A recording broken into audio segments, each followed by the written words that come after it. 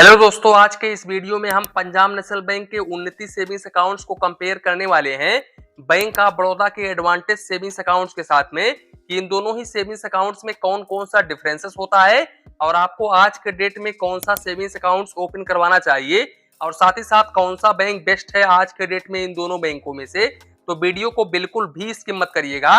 Video start करते हैं। अब देखो दोस्तों, यहाँ पर मैंने इन दोनों ही सेविंग्स अकाउंट्स का एक बाकायदा से पीपीटी तैयार करके रखी हुई है। तो अब इस पीपीटी के माध्यम से हम समझते हैं कि यहाँ पर आपको कितना बेनिफिट्स देखने को मिलता है और आपके लिए कौन सा सेविंग्स अकाउंट बेस्ट होता है। तो दोस्तों, सबसे पहले अगर हम मोबाइल बैंकिंग एप्लीकेशंस को लेकर के बात करें तो देखो यहाँ पर पंजाब नेशनल बैंक के मोबाइल बैंकिंग एप्लीकेशंस के ऊपर 4.4 का रेटिंग है।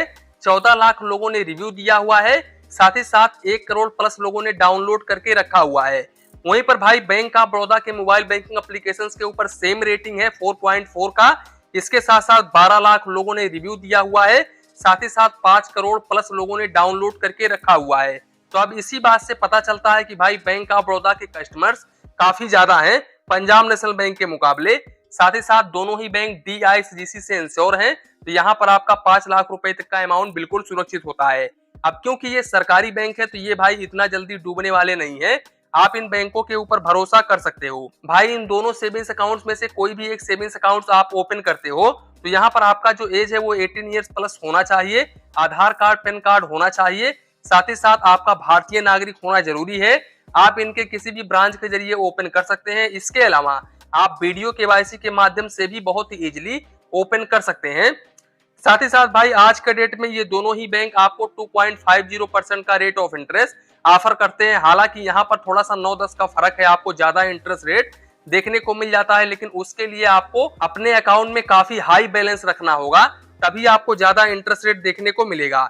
इसके साथ साथ अगर हम मिनिमम बैलेंस को लेकर के बात करें तो देखो इन दोनों ही सेविंग्स अकाउंट्स के ऊपर आपको रूरल में 500 रुपए, सेमी अर्बन में 1000 रुपीज, अर्बन और मेट्रो सिटीज में 2000 rupees average monthly balance maintain करके चलना पड़ता है।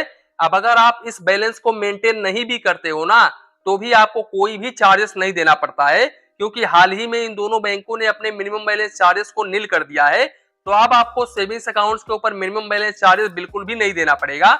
हालांकि अगर आपका कोई प्रीमियम सेविंग्स अकाउंट्स है तो फिर उसके ऊपर आपको चार्जेस देना पड़ेगा बैंक ऑफ बड़ौदा में, लेकिन वहीं पर पंजाब नेशनल बैंक में अगर आपका प्रीमियम सेविंग्स अकाउंट्स है और अगर आप मिनिमम बैलेंस मेंटेन नहीं करते हैं तो फिर वो सेविंग्स अकाउंट्स आ जाता है नॉर्मल सेविंग्स अकाउंट्स की कैटेगरी में।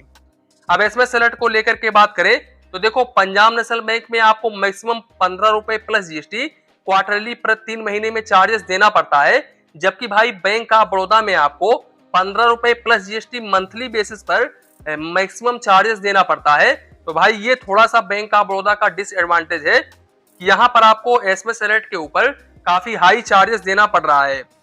दूसरी बात, पंजाब नेशनल बैंक उन्नति सेविंग्स अकाउंट्स के ऊपर 25 पेज का चेकबुक पर फाइनेंशियल ईयर बिल्कुल फ्री ऑफ कॉस्ट में ऑफर करता है। अब यहाँ पर अगर आप एक्स्ट्रा चेकबुक लेते हो तो फिर इस केस में आपको 4 रुपए प्लस GST पर पेज का चार्जेस देना पड़ता है, जबकि भाई bank of Baroda only metro city और अर्बन के कस्टमर्स को 30 पेज का चेकबुक बिल्कुल फ्री ऑफ कॉस्ट में ऑफर करता है। और अगर आप एक्स्ट्रा चेकबुक लेते हो तो फिर इस केस में मेट्रो सिटी और अर्बन के कस्टमर्स को 4 रुपए प्लस GST पर पेज का चार्जेस देना पड़ता है और रूरल और सेमी अर्बन के कस्टमर्स को 2 रुपए 50 पैसे प्लस GST पर पेज का चार्जेस देना पड़ता है।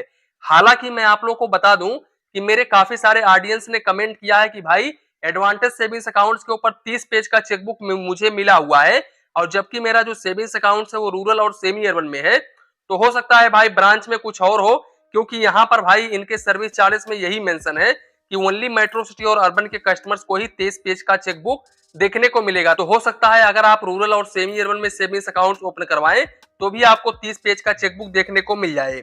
साथ ही साथ ऑनलाइन ट्रांजेक्शंस इन दोनों ही बैंकों में देखने को मिल जाता है। आप ऑनलाइन UPI पर डे आप 1 लाख रुपए तक कर सकते हो, जैसे कि अगर आप गूगल पे, फोन पे, पेटीएम वगैरह करते हो तो।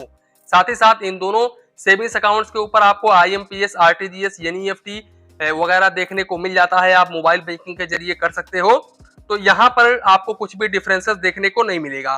कैश डिपॉजिट को लेकर के बात करें तो भाई Punjab national bank 29 savings accounts के ऊपर आप ब्रांच के जरिए 1 महीने में 3 ट्रांजेक्शन कर सकते हो, लेकिन अप टू आप 1 लाख रुपए तक ही free per day cash deposit कर सकते हो।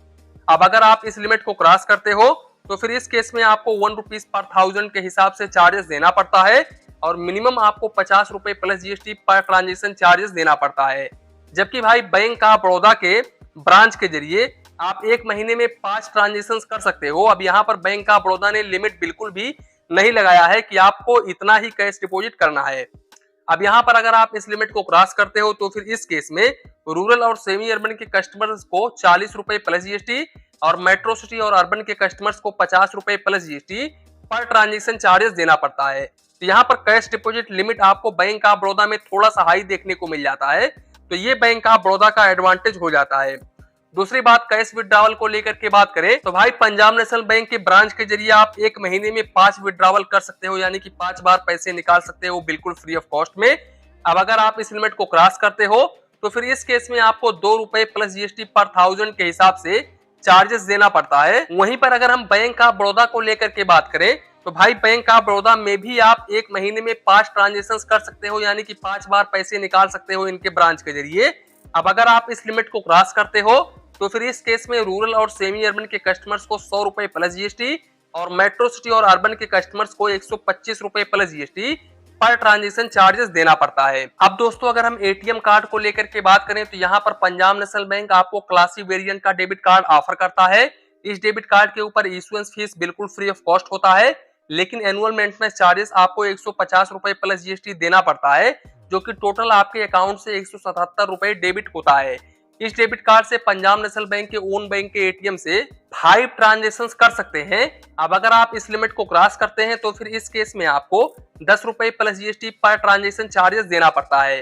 वहीं पर भाई दूसरे बैंक के एटीएम से आप एक महीने में 5 फाइनेंशियल और नॉन फाइनेंशियल ट्रांजेक्शन कर सकते हैं और मेट्रो सिटी से आप एक महीने में 3 फाइनेंशियल और नॉन फाइनेंशियल ट्रांजेक्शन कर सकते हैं। अब अगर आप इस लिमिट को क्रॉस करते हैं तो फिर इस केस में फाइनेंशियल ट्रांजेक्शंस के ऊपर 23 रुपए प्लस जीएसटी और नॉन फाइनेंशियल ट्रांजेक्शंस के ऊपर 11 रुपए plus GST per transaction charges देना पड़ता है। सबसे अच्छी बात यह है कि इस डेबिट कार्ड से आप पर डे 25,000 रुपए निकाल सकते हैं और 60,000 रुपए तक ऑनलाइन ट्रांजेक्शन कर सकते हैं। इसके अलावा अगर आप इस डेबिट कार्ड के जरिए ऑनलाइन शॉपिंग वगैरह करते हैं तो फिर यहाँ पर आपको रिवार्ड पॉइंट देखने को मिल जाता है। अब इस रिवार्ड पॉइंट को आप रिडीम भी कर सकते हैं इनके मोबाइल बैंकिंग एप्लीकेशंस के जरिए। वहीं पर अगर हम बैंक ऑफ बड़ौदा को लेकर के बात करें तो बैंक ऑफ बड़ौदा भी एडवांटेज सेविंग्स अकाउंट्स के ऊपर क्लासिक वेरिएंट का डेबिट कार्ड ऑफर करता है और भाई इस डेबिट कार्ड के ऊपर आपको इशुएंस फीस 100 रुपए प्लस जीएसटी और एनुअल मेंटेनेंस चार्जेस 200 रुपए प्लस जीएसटी देना पड़ता है, जो कि टोटल आपका 236 रुपए के करीब में डेबिट होता है। तो इस हिसाब से भाई पंजाब नेशनल बैंक से बैंक ऑफ बड़ौदा थोड़ा सा हाई आपसे चार्जेस ले रहा है। बाकी यहाँ पर अगर हम काउंट ऑफ ट्रांजेक्शन को लेकर के बात करें तो इनके ओन बैंक के एटीएम से आप एक महीने में 5 फाइनेंशियल और नॉन फाइनेंशियल ट्रांजेक्शन कर सकते हो। अब अगर आप इस लिमिट को क्रॉस करते हो तो फिर इस केस में फाइनेंशियल ट्रांजेक्शन के ऊपर 10 रुपए plus GST per transaction charges देना पड़ता है और नॉन फाइनेंशियल ट्रांजेक्शन के ऊपर 5 रुपए plus GST per transaction charges देना पड़ता है। वहीं पर भाई दूसरे बैंक के एटीएम से आप एक महीने में 5 फाइनेंशियल और नॉन फाइनेंशियल ट्रांजेक्शन कर सकते हो। अब अगर आप इस लिमिट को क्रॉस करते हो तो फिर इस केस में फाइनेंशियल ट्रांजेक्शन के ऊपर 23 रुपए प्लस जीएसटी और नॉन फाइनेंशियल ट्रांजेक्शन के ऊपर 11 रुपए plus GST per transaction charges देना पड़ता है।